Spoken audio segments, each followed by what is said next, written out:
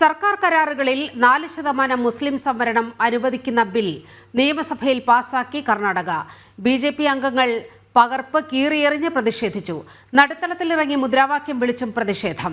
Bill ഭരണഘടനാ വിരുദ്ധമെന്ന് BJP വിമർശിച്ചു. പ്രതിപക്ഷം ഉയർത്തിയ വൻ പ്രതിഷേധത്തിനിടെയാണ് വിവാദ ബിൽ കർണാടക സർക്കാർ പാസാക്കിയത്.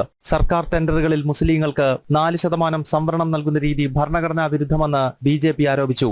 ബിൽ കീറിയെറിഞ്ഞായിരുന്നു ബിജെപി MLA-മാരുടെ പ്രതിഷേധം.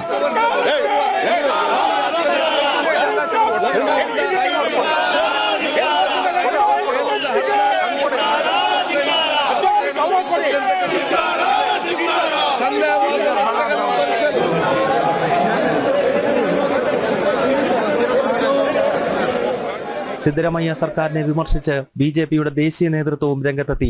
നെഹ്റുവിന്റെ പ്രീണന നയം രാഷ്ട്രത്തെ വെട്ടിവിഭജിച്ചു.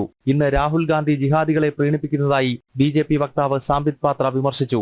नेहरू जी की महत्वाकांक्षा की I should be the prime minister of the country, मुझे राष्ट्राध्यक्ष बनना है, उसके लिए भारत मां के टुकड़े किए गए, बांटे गए और आज राहुल गांधी उन्हीं के पद चिन्हों पर चलते हुए जो आज 4% से शुरू हुआ है, यह कहना अतिशयोक्ति नहीं होगा कि कल 100% करने की मनसा इन लोगों के अंदर है. കർണാടക നിയമസഭയിൽ കോൺഗ്രസ് നടത്തിയത് കോൺട്രാക്ട് ജിഹാദ് എന്ന് സംബിത് പാത്ര പറഞ്ഞു. സിദ്ധരാമയ്യ സർക്കാരിന്റെ ബജറ്റിൽ മുസ്ലിങ്ങൾക്കായി നിരവധി പദ്ധതികൾ ഉൾപ്പെടുത്തിയിരുന്നു. ഇതുകൂടാതെയാണ് സർക്കാർ ടെൻഡറുകളിലും മുസ്ലിങ്ങൾക്ക് 4% സംവരണം കൂടി അനുവദിച്ചത്.